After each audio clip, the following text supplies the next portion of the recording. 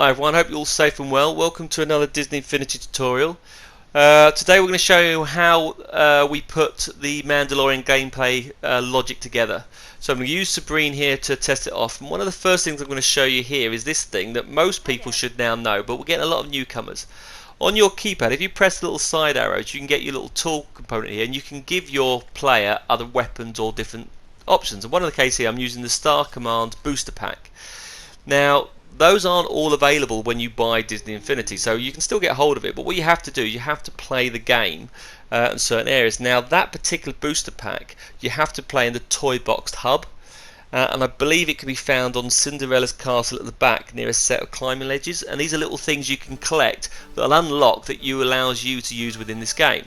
So we're going to use this pack to show you what we've done. So let me show you what we're going to cover in this clip on our level. And you may notice a few little changes. I've done a little bit of an update because you guys, and it's more than one of you, pointed out a few flaws in my level that I released this week. Now, I'd like to say, how dare you? I can't believe you do that, but actually you made some very good points. So I'm just going to go through a few things that we've changed. And one of the things that I've changed, and I can't take any credit for this, is these little things, right? Little touches like this. The speeders just lying around hovering by the side, yeah? That is genius, right? That just sets off the actual port, like someone's parked it there. And I wasn't using these decoration tools enough, and I put these around. Now you can say like, well, why didn't you put that in the first time? I was too busy trying to think of the layout. I actually forgot to put the extra little touches in, and the reason why for that, there's a guy called Papa H. He's done his version of the Mos Eisley canteen and part, and check his clip out. I'm going to put a link on it. It is absolutely amazing, really good. It's slightly different to mine. It's a slightly tighter build, which gives you a different type of gameplay, but looks really polished. So I thought it was really good, and I've nicked all his good ideas. So I can't take any credit for that. So those little things that now just give that polish to the level, which makes it quite good. And one or two things I realised was I hadn't locked 2 towers. You see these big giant towers? I'm going, where the hell were those? And I forgot to unlock those. So I'm going to show you in this clip how I unlock those clips. Now, look at that jetpack. How cool is that? Yeah, it's not too bad. Now, in this particular part of the gameplay that I'm going to show you, we've got to find our contact. If you remember from our game, that's going to tell us our first part is to go and find the Beskar iron. Now, I hope I've got that right. What's it? Hashtag Phil the Ribbon told me I said it wrong, so I'm hoping I got it right. So Beskar iron. But I'm trying to find my little contact here scattered around the city. Yeah, and you'll see I can't flipping find him at all, which is part of the reason why I set this up. I wanted to go and have to search the level, and now that I've made this level that little bit more polished, it now feels like more fun to go and investigate. But I'm going to find out, where is my contact? Where is he? Well, I first thought when I did this that I've overblown the memory and it's not worked, but he is around there. And if you look slightly to the left, there's a little blue figure. There he is. And he appears differently. So what we're going to do in this part of our gameplay is we're going to focus how I generate this individual and how we interact with him. So I'm going to show you that part today in this clip, and you'll see when you bump into him it says, right, go and find me some coins. So what the other part we're going to show in this clip is then how we trigger that off and how we get that through. And I mentioned in the Mandalorian clip that Mitty287 showed me how to use the Collectable Tracker, and we're going to go through there and show you how to do this. Because a lot of you are realising that I don't know everything, yeah, and I need you guys to point me out or hit me in those directions. So check out also another great guy, the Professor Toy Box. He's done a really good clip on the money system, which I didn't know either how to use, and it's really good. He's done it with Aladdin, so check that out. He's done a really good clip, and he's posted a collage of stuff he's done recently as well. So there's another one to be checking out. But what we're going to do is we're going to go and collect all this Beskar iron. I don't even know I'm saying it right now. But either way, you've got to collect this iron within within 3 minutes. I've set 3 minutes because that gives you enough time to run around the base. Now, we'll show you this later down the line because I've got 5 clips how we do the logic to this, by the way, so it's going to keep you busy.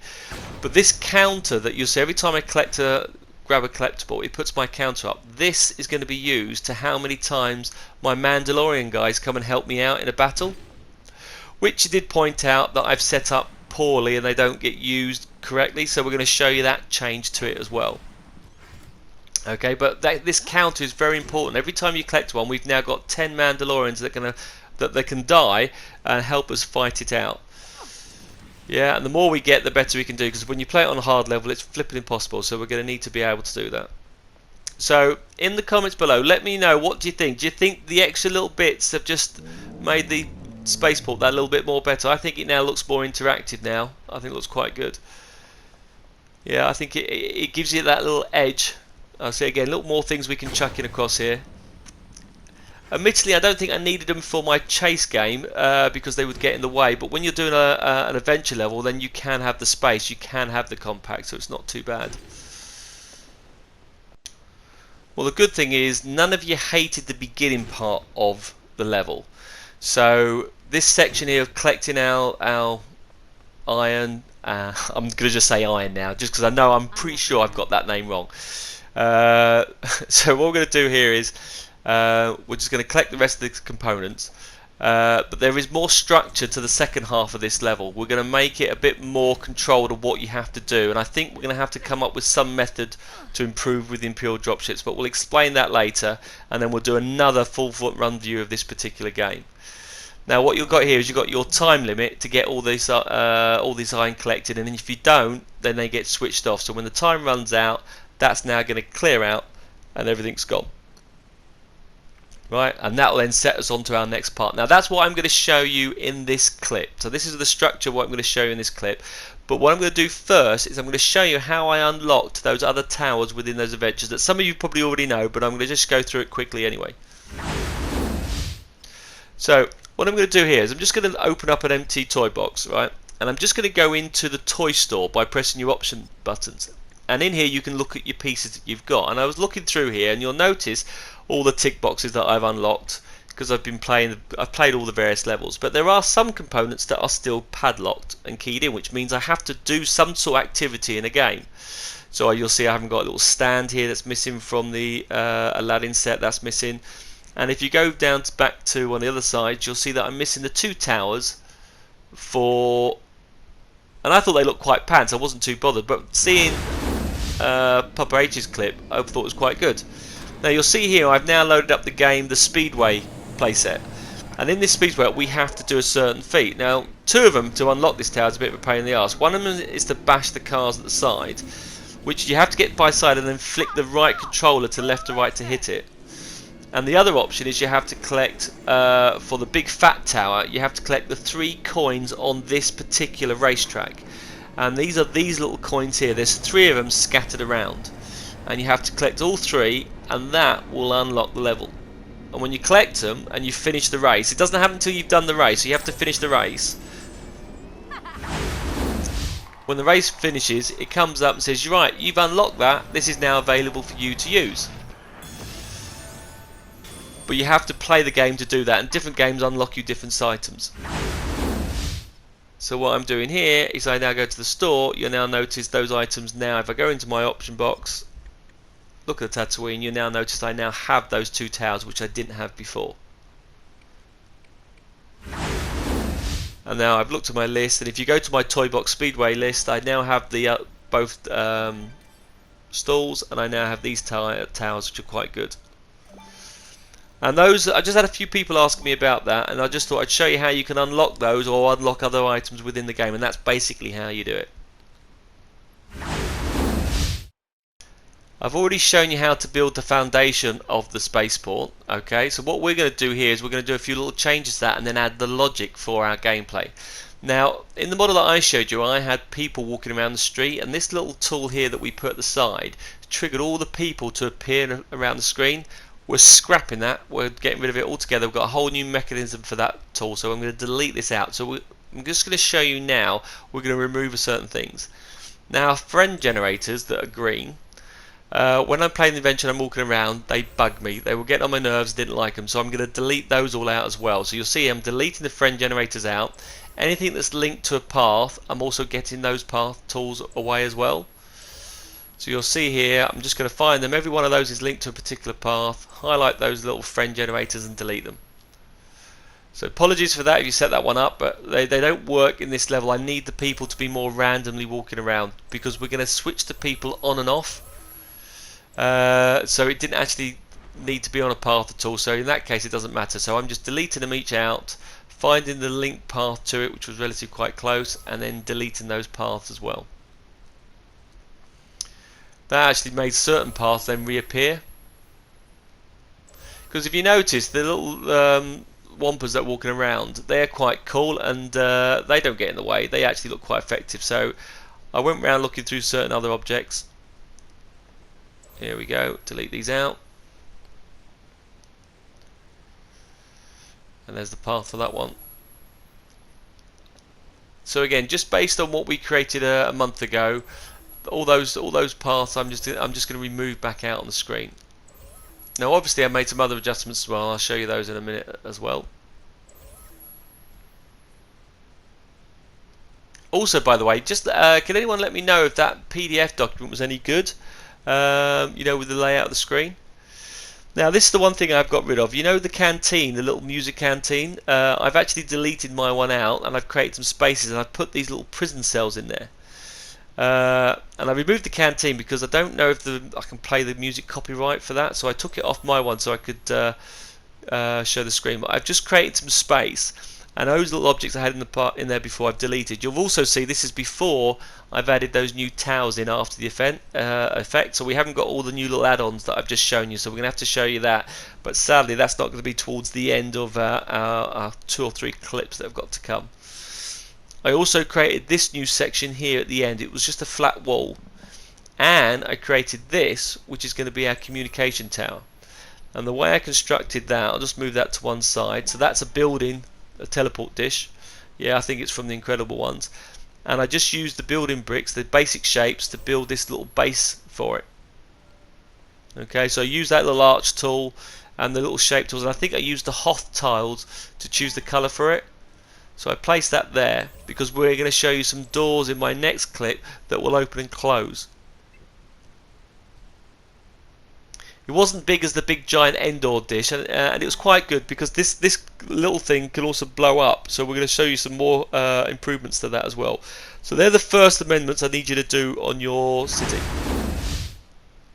Right, so now that we've got that done, we can now look at what triggers these off. Now this logic gate here triggers all the ships to fly, and we don't want them going yet because we don't want to save it until afterwards, so we keep that separately. So like I did with our racing game, I created a side panel of all our logic. Yeah, so I'm just going to put that all down the side here, away from my so it doesn't get in the way of the sand crawler. Now you may notice that I have a land way down below, and that's basically because the spaceport was never meant to be as big as it was. It was meant to be a little tiny little level that got out of control, and I was going to jump between one area to another. But that's something we'll address on another day. But let's just put some land in here, and that just creates a long space of all the logic that we're going to add, and we're going to do quite a fair bit. And I'm going to release these over the next couple of weeks. Right, so that's our space ready to put our logic in. Okay, so this is where we're going to start our little adventure. Yeah. Now what I want to do here is I want to put a doorway in. And the reason for the doorway was I wanted the people to have time to appear. I didn't want them to suddenly appear on the screen. Okay, so what we're going to do on this little item here is we're going to get a little path tool. I believe that's what I'm going for. Here we go. And what this path tool here is going to deal with the doors opening and shutting. And sadly, the doors only really work on a side piece. I can't get the doors to work well on a corner piece. It doesn't work that good. So if you want these sliding doors, you have to use it on a flat approach. Now I'm going to keep these doors really simple. Okay, they just basically open. They go from immediately shut to open and close. Okay, so we set the path tool going straight down, and that's the actual item we've got on our screen. And we need just a couple of logic gates. Where are they? There's my logic gates. So we need a couple of these, so we'll put these down. We need one to trigger the door, and we need two to lock it. Well, not lock it, to stop it from coming back up. Okay. Right, the door panels are going to be from our basic shapes. Yeah, so we're going to go all the way down to our simple toys and look at these basic shapes here. And there's a big flat piece here. And one of you asked me how did I use the landing pad. It's one of these shapes here, but it's the sideways flat one. So this is the vertical one, but for the inside the hangers I used the same shape but the flat version, and I just changed the colour from it, and it was just an Endor colour. Okay, so we're going to change the format of this, and this will go across here. So for the doorways I use a slightly thick group, which is like yeah, there's the floor grate, but there's the Hoth one I think I use for the landing port. So I'm just going to change both those two colours, so they are now all changed. Right, now before I connect it to the path I need to switch the path off. Yeah, otherwise it's going to go up and down. So you're going to move your controller over, and we're going to go into here and we're going to set that path immediately off. So properties, and can we turn that off? And we don't need it to go quite fast. I want it to be relatively slow, so I'm going to bring that down. I'm not too sure what I brought that speed down to. I think it was, did I bring it down to 30? Yeah, 30 was the speed, that's it. Right, so that'll just make the doors slide open. And while they're sliding open, that gives me enough time for the people to appear on the screen. Right, let's connect that to the path.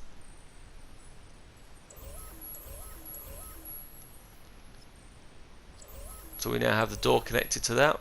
Now obviously it's in the middle, so I'm now going to have to move that door to the side. So if I just click onto that one, go to properties, toy box path. Now there's two things you need to change here. A, we need to move it across, so one of you'll see those, we'll do the horizontal offset and we'll bring it, I think you'll bring it back 6. Yeah, which is perfect. It's obviously too high because you can still see the top of it sticking up, so we're going to change the vertical, so we're going to move it down the other way so it's already halfway down. That's quite good. Now the other thing that you're going to do, which makes my life so much easier, is do the movement style and just do it one way and stop. Yeah, that way it's not going to go up and down like a yo-yo, it'll just get to the end and finish. I don't have to do any logic to turn the thing on or off. That's quite cool. Yeah, so same thing with the other one. So new logic connection, connect that now to the path. Okay, going to have to do the same thing with that, but now we're going to move it the other way. So the properties of that one.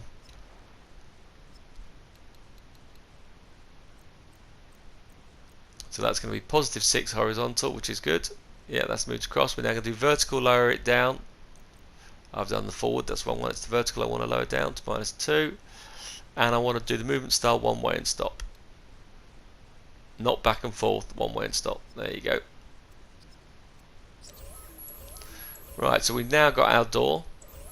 Okay, and what we do is we need to make the door work. So this logic gate here, right, new logic connection, on output, can we turn that on? Okay, when we turn that on, the door's going to go straight down to the bottom and stop. Simple as that. Okay, now I need this to reset it. So if I want to redo the level because I've died, I want to reset it and bring the doors back again. So I'm going to do a new logic connection, on output, can we turn the path off?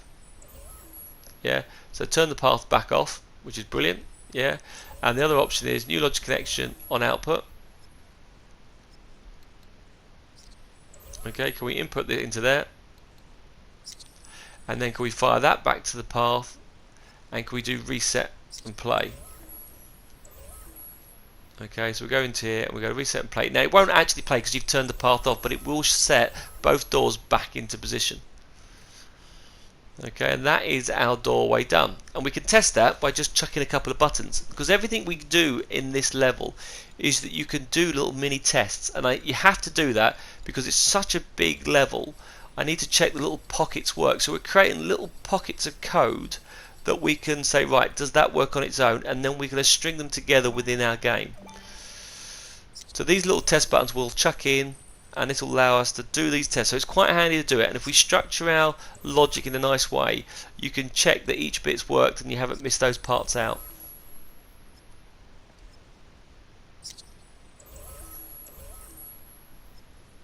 If I input in there, that should reset everything. So if I now return back to my character, right, if I now go press that button, that will now get the doors to slowly open down, and there you go. Look at that, perfect pace, opens up, giving my player enough time to get here, and all the people have been generated on the screen. When the game's over, we restart it when we do a new level. So we press our restart button on here, and the doors are back up and closed. Right, and that will reopen it back up, which works wonders. All we do now is we can delete those buttons out. I'll first of all just reset it back to the way it should be for the start. Yeah, and now I can delete the buttons off the screen. Those buttons can go, so we can delete those off. And now what we're going to do is we're going to move those logical sections to the other side of the map, because they're our starting point, and that starts us off first. So one thing I'm going to do here is I'm going to bring this over to this side of the screen. Right, so on the left side, everything on the left is going to be my starting point, and to the right of that will be my off switch. So that's going to be the off one. Now if you look at your memory that we're using here, look at the memory gauge, we're about halfway, just over halfway. I moved at the wrong pace, I should have that at the side. There you go. So one side turns it on, one switches it off. There you go. But you know, it's about halfway on the gauge, so I thought, well, we've got enough logic here, we should be alright. It shouldn't overload it too much. Okay, so there is our door set up, ready to go to switch that on and switch that off.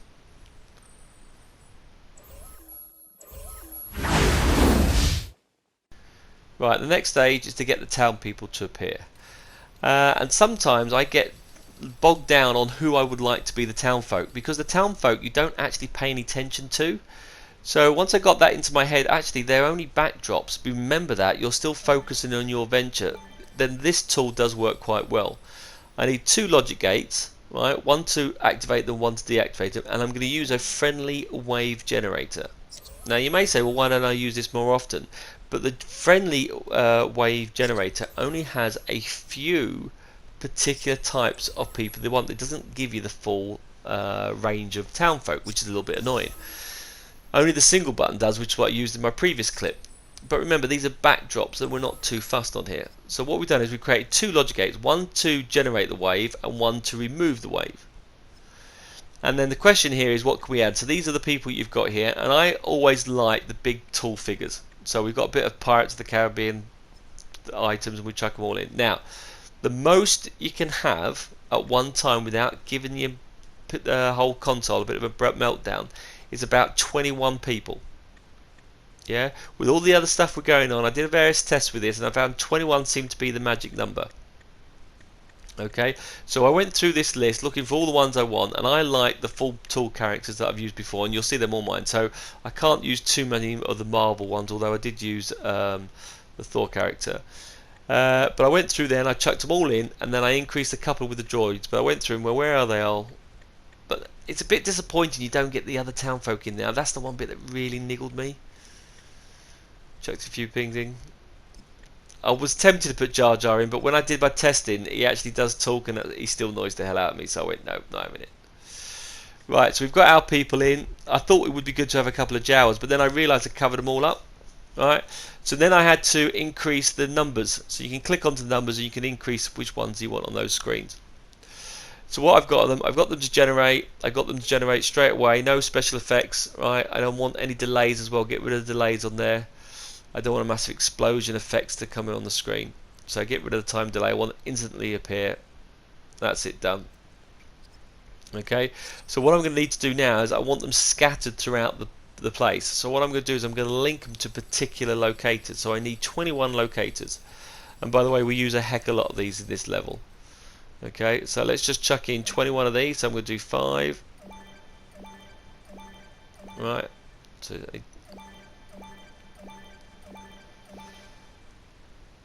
and what I'm going to do, I'm going to link each one of these locators to my friendly wave generator.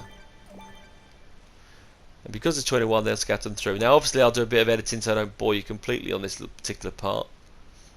Yeah, but I'm just going to click on each one of those and link it to those. So new logic connection, new locator connection, sorry, and point to your spawn locator.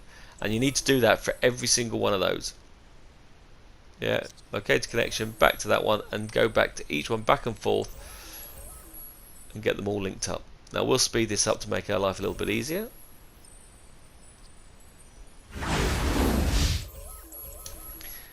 Now, like I mentioned with the doors, they're now set up in little packets of code. So what we can do is we can do a quick test. Do they all generate? So let's just chuck a couple of buttons in here now. We know one side, because we're going to do the right side, actually turns it on and the other one turns it off. So if we input a signal from this button, so new logic connection, when pressed, can we input that button? Yeah, same with the other side, new logic connection, when pressed, can we input into there? Right, so we can test these out on their own, and we can do this with everything virtually with the program. So we turn around, let's test it. So does that get our people to appear when we want to? Bang, no explosion, they just suddenly appear. Look, it's a few seconds sometimes because the memory's going, and they just suddenly appear throughout the whole lot. Okay, and then they start dispersing and wandering through the city. Brilliant. But they don't do it straight away, which is why I use the door to slow you going down for them to start moving across the screen. That's why I put the door in, so you didn't just run straight out and go, oh look where all these people come from. Yeah, I wanted to give the impression, and the removal clears them off and the memory's now been cleared. So let's press that button again. One's quite a little bit quicker the next time. Cool. It will be slow when we do it because we're going to have all the ships moving by then, so it will take. So that's why I needed the door. Right, that tests, we know they both work, so we can delete those two out. Now all I need to do now is move these locators, pick these up and drag these up. So click the X button and move these, and now just scatter them out throughout the town.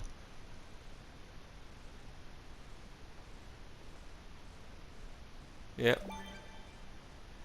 And I've got to do that for every single one and try and spread all the people about. Now ideally I'd like to have hundreds of people. I want it to be a buzzing spaceport, but hopefully the ships will give you that impression as well. But I would like it to have hundreds. But the more people and characters you have walking around on the thing, the more memory it gobbles up. So you just have to have these on. Now the plan here is these 21 get switched on and off. So when I'm going to do a battle scene in my next clip, that will delete these off, get rid of the memory, free the memory up so we can have the battle. And then when the battle's over, switch them back on so the people are back out again. And the user will hopefully only be focused on the people they have to shoot, and not distracted with any random civilians. Right, so that's that done. So we're just carrying now position these all over the map. And we'll just get the last couple done.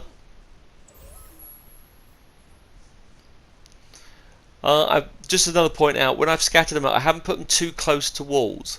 What I did find that I noticed, if you put them too close to a wall, they tend to just run into it. So I try to find like the space here and keep it in a nice open space so that it will walk around.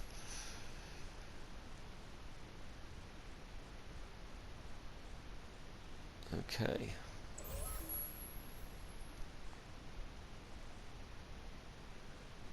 And again, I keep preaching it, but please save. This crashed on me 3 times, and I also saved 3 versions of it. So each time I kept on a rolling format of 3, just in case it got corrupted at all. But keep saving as you go along. There you go. Right, so that's now our people set up. Now what I've got to do is set up our contact, who is going to activate our adventure. So we need another logic gate on this side. So let's go and get back to logic gate, and again keeping it separate, so this is what triggers this item off. Now I made this more complicated than it needed to be, yeah, so you could just use the one item here, but what I want to do is I want it to be a different contact, right? I did not want to know who it's going to be, so I'm actually going to have a logic gate to trigger it off, but I'm also going to have a random generator here, a randomizer to pick which one do you want it to be. And because I want it to be a specific person, I'm going to pick out, I need the friend generator individually here. Yeah, so it's going to pick 4 different types of people, and they're going to pin 4 different locations throughout the map. So again, I need locators for each one of those. Now if you're doing this, you could take off the randomizer off and just have the one contact. You don't need to go over the top like I've done and done 4. But I wanted to play this level, I want to play this level again, and I wanted to feel like I've got an adventure part, so that's why I put this in here, so that I can revisit it and it's a different person I've got to go and find. And with the more stuff that we've added in that clip that I've shown you, it's not easy to find straight away. So it allows you to walk around the city and does what it's meant to be doing, lets you look around. Right, so we also need the radar marker. If you want to be tricky, don't have the radar marker on. Yeah, switch that off. Yeah, you could use the same person if you want to have a particular spy, but don't use the radar marker. And we are going to need a dynamic trigger as well. So we'll set those up. But if you don't have a radar marker, then you can't find them. Then it'll mean you have to go up to each individual and check who the person is. Right, what we need to do with these, we have to obviously link these locators to each of the friend generators. So do that for each one of those 4. They're all set up. Right. What we have to do with the radar marker, we have to do active connection and link that to the friend generator as well. So you need to do that for all 4 of the radar markers. So link those, active connector. So you have to do that with all of them. Yeah, so they're all set up. You also have to change a setting on the radar marker, and it's not this toy. You have to change it, the property, to say connected actor, and that means the symbol will appear above its head. And again, you've got to do that for all 4 of those as well. So change the properties of it to be linked to not this toy, but to the connected actor. And you've done it for those 4, right? Then we have our dynamic trigger area, and we have to link that actor connection to the friend generator. So we have to do that for each one of those. So again, I'm going to speed this up, but do it again for all those. Actor connection to the friend generator. Right, almost went wrong here. Normally went to this logic gate. It's not this. I've got to do it from this logic gate. So this is the starting point. So new logic connection on output. Can we connect to the randomizer and can we action that? So what we're going to say is, can you now randomly pick me one of those 4 people? So new logic connection, when I randomly trigger number 1, go and generate me this individual, right? And now I've got to go and pick that individual from the set, yeah? And I think under the, is it the, which one is it? Hold on a second. I think under Twilight the Republic, one of them's quite good. There is a spy here which is quite good. You know, from Star Wars, the bloke who calls the appeals in on Han Solo when the ship flies out of the Mos Eisley. That's it. That's the spy one that does the squeaky noise with the elephant type trunk. So that's quite a cool one. But if you look under in the actual figures, you can look at the names on those. Now obviously, still when it's 1, when we activate the individual, we then have to say, right, on trigger 1, can we activate the radar? Also when it's triggered 1, can we also activate the trigger area? So you have to do that for each one of those. So here in this case, we're going to do new logic connection when it's now number 2's triggered. Can we pick a different person? So we'll go back into somebody else now, so the 4th one. Someone else that we haven't used. I'm going to use Biggs. Biggs is a good one, right? So we'll say, right, use Biggs, and then we're going to do the same thing again. New logic connection as well. When triggered 2, can we turn on the radar marker? Can we activate that?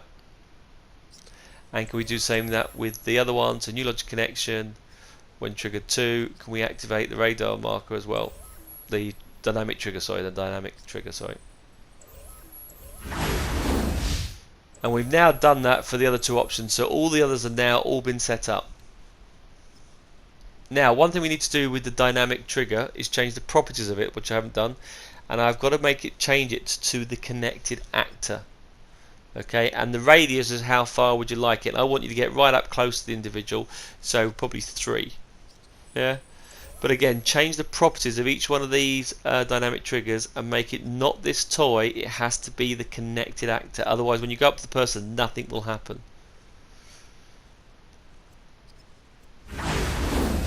And you had to do it for all those 4 options as well. Now, the good thing here is there's only one person going to be triggered. So they both all do the same job. Okay? And this is the only text tool that we can get anything to be presented. Yeah, so what we can do here is when we enter the area by a player, any player that goes into it, we don't care if it's player 1, player 2, can we have some sort of text come up? and you've got different free phrases, which I'd say are pretty pants. But I can only use those because you guys that are new to this now have only just spotted it, even though it's been out for 5 years. You've only got certain phrases we can use. The text editor tool doesn't work anymore. You cannot use that. They switched it off. But I quite like collect the coins or out of resources, something like that. Could have used both of those, but I'm just going to get that to appear on the screen, and I'm going to get all three of them to do it. So again, new logic connection on entered by player, any player. Can I ask the same phrase? And again, I'm going to repeat that for the third one and the fourth one as well.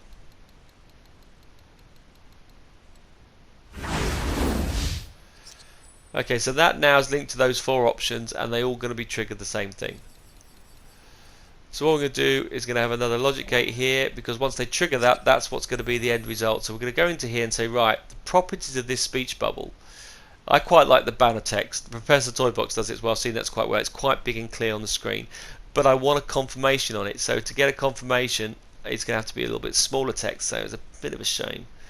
I probably should do 2. Have the bubble come up and then the little prompt at the bottom. Yeah. So in there we've got the speech mode. It's got a confirmation. We'll say new logic connection when text accepted. So when text proposal is accepted, they are going to say, right, I'm going to accept that proposal. Therefore, we are now going to trigger the next stage. So can we input a signal into this logic gate? And it says, right, can you now go and do that? Now, if that's the case, we need to switch all this guy off. We don't want to keep giving you 3 minutes. So if that's the case, new logic connection on output, can you switch those off? So can you turn them off? So the trigger button's not going to come. Not only can you turn them off, right, can you switch off the radar markers as well? So on those 6, also those 8, you're going to have to do on output, can you switch all those off?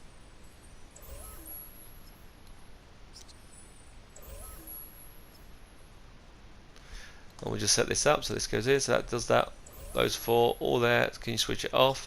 And they've got to do the same with the radar marker. So new logic connection, because otherwise the radar marker is going to constantly follow him, and you're going to think, hold on, what else can I do with the individual? Okay, you can switch that off. Okay, and do that for all the remaining ones. I'll speed this up a little bit, but you've got to do that, all those. So deactivate that. Okay, so that's now switched all those items off. Those people are wandering around, and we have our 3 minutes. Now I'm going to bring this up over to the other side. Now it's done, because that is what starts our next stage off. But before we do that, what we're going to need to do is, what happens when we reset the level? What happens if we died? So I need a reset option to switch all those little settings off on the screen. So in this case, we're going to put another logic button on here first. Like I've done with the other side, what switches on? How do I clear out those individuals? So I'm going to do new logic connection on output. Can you remove those individuals? So can you remove them, please? And can you do removal? Now we don't know which one of those are, but either way I would like you to remove them. And you're going to set that for each of those 4 buttons there.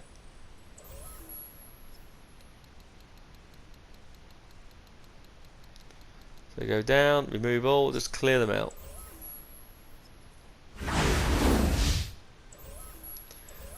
Okay, so each of these locators are linked to where we want them to appear. Yeah. So what we can do is we can grab those and move those across. Now, like I say, you can make this life a lot easier by just having one of these options, just one contact. But I want them in different places, and I need you to walk to that place. So this one is one over here, and then again, just where would they wander? I haven't done it too close to the door because you've got to go out and find the individual. I want them behind the way. And now I've got some tall towers. It makes it even harder, which is quite cool. So just position these 4 all scattered around, but make sure they're at the far side. So we'll pick these up and we'll move these across.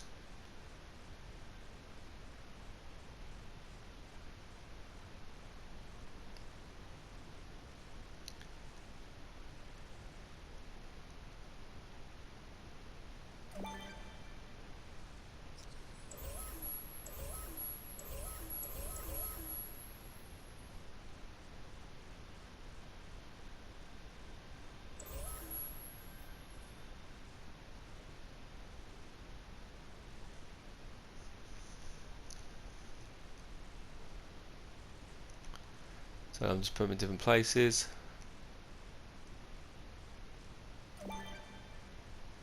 We'll get the last one down, and that's our 4. But like I say, I wanted different people. You could just get rid of 3 of those boxes and just have the one tool, the one friend person, and put it the furthest hanger away, so the person's got to go across the whole courtyard if you want to do it. And again, the plan is that you can. I've done the switching on and switching off, so we can use that when we reset and we start the game again. We wouldn't have to reload it. So that's the plan. Right, I think they're all set up. That's that done. Sorted. Right, so the next stage is going to be a single little tool, which is going to be our Collectable Tracker. And thanks a lot for this, Mitty. I wasn't aware of this. He pointed out to me and I'm going, why haven't I used this? I don't know why I haven't looked it up. But what this does, this controls all the collectibles when we set them up. So what we're going to do is going to do a new logic connection from this gate and says, right, can we, any collectible that you have anywhere in the map, can you reset them? Which means, can you make them appear? Okay, I'd like them to switch on. Okay, and that controls it. You don't have to have any link from that to the collectible. It does it automatically, which is quite nice. Now, one thing we do need is a time limit. So I need a time delay to say, hold on, how long do we have on this? So let's get a little time delay here. Or is it time delay? I don't think it is. What is it? It's a timer. It's a timer of what? Because we've got a certain time to do this under. So that starts it off. So new logic connection on output. Can we start our timer? Simple as that. Yeah, so we can start it and off it goes. It starts ticking away. So if we go to that little button there, and if we then go to properties, right, now the target time is 300 seconds. So I want 3 minutes, so with there a minute being 60 seconds, so I need 180. Yeah? So 180, do I want it displayed? I want it counting down. Right, so it's going to count down me 3 minutes. So in this case, new logic connection, when the timer has expired, it's done its job, can you hide, reset, remove all the things? So the difference between reset will show them all, removal will then hide any collectible that you have. So what I want to know is how many collectibles did you collect, because this is going to control all the Mandalorians we have. Yeah. So I'm just going to put this here. So every collectible you break, that is important. Okay, and this will give me a couple of ideas. This collectible tool, I've got a few more ideas with this. It's going to show me how I'm going to do this with a 2-player game as well. Okay. So what we do here is new logic connection. Yeah. When collected by. So when you collect it, now you can do anybody collects it or player 1. Yeah, but it can be anybody. When anyone collects it, what I like you to do is like you to input into this gate. Right. New logic connection on output. Can you increment that by 1? Now the question someone's going to say, what do you need a logic gate for? You don't need that, just straight to the counter. The reason why I need the counter is there are going to be other collectibles like the security card, and I don't want that to increase the counter. So what I need to do here is I need the logic gate in between. So when it expires, I need to close the gate. So when the timer is expired, not passed but expired, I need to close that gate, because when I activate the security key later on in my next stage, that won't then increase my Mandalorian count. So that is crucial, that little in between gate, which is quite handy. Alright, so all we need to do now is let's go and find our iron, or Beskar iron. I think I got it right this time. Alright, and now we've got to do is just scatter those around. We don't have to connect anything to them, which is like a godsend. Yeah? So I can place these wherever I want, just randomly sticking these all over the place. And in this clip you'll notice I've added a few more places, so you go through and just go and find where do you want it to appear. Now the one downside with this is all collectibles are visible when you load up a level. So on startup, or whatever the start of the game, you need to make sure you hide all the collectibles. And the nice thing with collectibles, you can put them inside buildings. You can put them in little doorways. I quite like that inside the box. And I'm just scattering these around, but look how easy this is now. I don't have to do collect this or collect that. So I've definitely got a few more ideas. So thanks, Mitty. Thank you very much. There That has been a godsend, really good. But like I say, there is still loads I've got to learn on this game. Some of you already worked it out. Some stuff that I always find this, and it's with most programming stuff. Some people do things day in and think it's, well, that's easy, yeah. But if you've never seen it or used it before, you just don't have a clue. So once I've been shown this, oh, that's how it works. Great.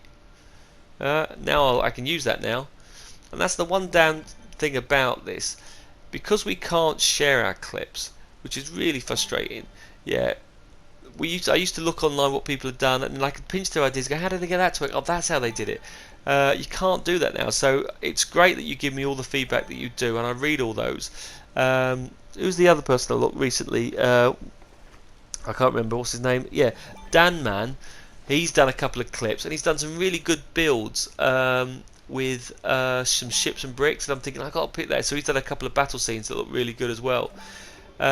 So anyone who's creating their own clips, post them up there. If you want linked to me, give me a shout. I'll have a look at them, and I'll put a shout out to them. But I think the more clips we do, the more ideas we can get of other people, and it allows you to think, oh, why did I use that? And I could pinch that, and all these are things I'm doing for you, so you can pinch them and use them within your own toy box.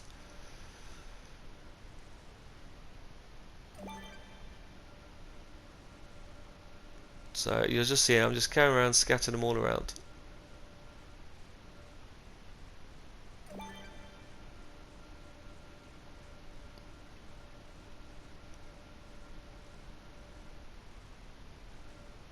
But I'd say I do like your comments. You're definitely right with the way the Mandalorian went. There were a couple of potholes that definitely needed tweaking, and I think I was just so busy trying to get it out. When you play it more and more, you realise, yeah, actually we can improve on that, and we will do, and we'll do a second version at the end of all these clips. Right, so we've got that. So that sets it all on brilliantly. So what we will need to do is one last little trigger is to switch them all off. Yeah. So I need another button in here. Right, and again, this is my reset button, so I've got one button starts it and one button turns it all off. So on this one, we're going to do new logic connection, on output. Can we reset or remove all, not reset, remove all the gates? So when we load up, we can fire that one. Also, if we're removing them all, can we also reset this gate and reopen it back up later? We also have to reset the counter, and we also have to reset the timer as well. So I'm going to do a new logic connection, on output, reset that, and also reset the counter. Now while I do that, that's all I'm going to show you for today. Yeah, we'll try and get you the next clip out in a couple of days. Cheers for all your comments and your support. I love them. So chuck any more on here what you thought I've done. Thanks everyone. Everyone stay safe, keep washing your hands, and I'll speak to you very soon. Cheers guys, see you later.